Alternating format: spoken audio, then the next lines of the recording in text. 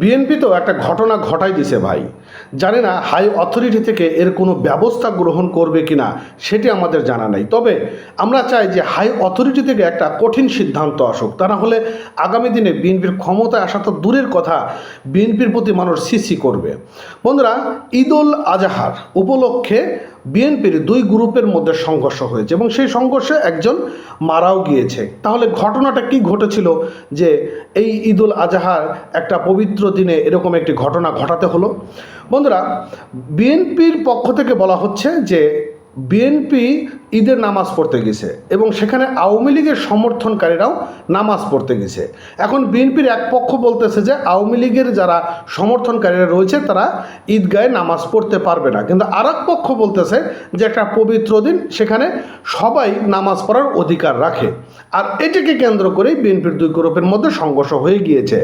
এখন দেখুন, আমার পারসেপশনে যেটা মনে হয় যে আওয়ামী লীগ, বিএনপি, জামাত, জাতীয় পার্টি বুঝি না, যেহেতু একটা পবিত্র দিন ঈদের সবাই সেখানে নামাজ পড়তে যাবে। এখন একজন যদি অপরাধী নাও হয়ে থাকে তাও সেখানে নামাজ পড়ার অধিকার রাখে, অপরাধী হলেও সে নামাজ পড়ার অধিকার রাখে। বাদবাকি যা কাজগুলো রয়েছে, অপরাধ যদি কেউ করে থাকে সেটা আইন শৃঙ্খলা ব্যবস্থা নেবে। তো কি বলছে, এমন ঘটনাটা কিন্তু যশোরে ঘটেছে।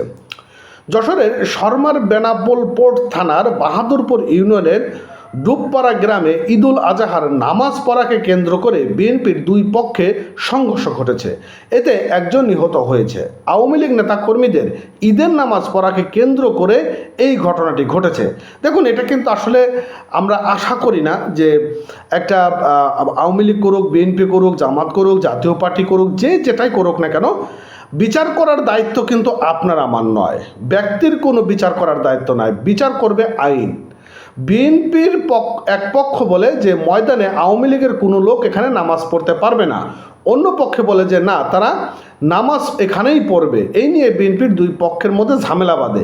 এই ঘটনাকে কেন্দ্র করে শনিবার 7 জুন রাত 9টার দিকে বেনাপোলে, অর্থাৎ আজকের ঘটনা, ডুবপাড়া গ্রামের জামতলা নামক এলাকায় আব্দুল হাই পঞ্চান্ন নামে এক বিএনপির এক কর্মীর উপর ককটেল বিস্ফোরণ ঘটে। এই সময় তিনি মারাত্মকভাবে আহত হন।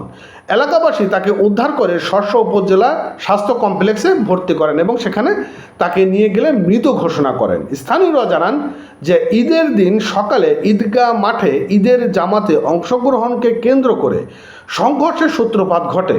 ওই সময় 9 নম্বর ওয়ার্ড বিএনপির সিনিয়র সহসভাপতি জামসুরের ছেলে আব্দুল সাইদ 35 বছর ও তার সঙ্গে থাকা 4-5 জন লোক কতিপয় আওয়ামী লীগ সমর্থনকে ঈদগাহে নামাজ অংশগ্রহণে বাধা দেয়। এই সময় আব্দুল হাই বিষয়টি প্রতিবাদ করলে রাতে সাইদ সহ কয়েকজন মোটরসাইকেল এসে আব্দুল হাইকে লক্ষ্য করে ককটেল মেরে পালিয়ে যায়। এই সময় ওই বিএনপির যিনি রয়েছেন তিনি মারা যান। দেখুন, বিষয়টা হচ্ছে যে ঘটনা আপনারাই ঘটনা ঘটাই দিলেন, বিএনপি ঘটনা ঘটাই দিল, আর এটিকে কেন্দ্র করে এখন ভিন্ন পক্ষ কিন্তু অন্যরকম রাজনীতি তৈরি করবে। বিষয়টা হচ্ছে যে রাজনীতি আলাদা জিনিস। একজন রাজনীতিকে সাপোর্ট করতে পারে, একটা দলকে সাপোর্ট করতে পারে।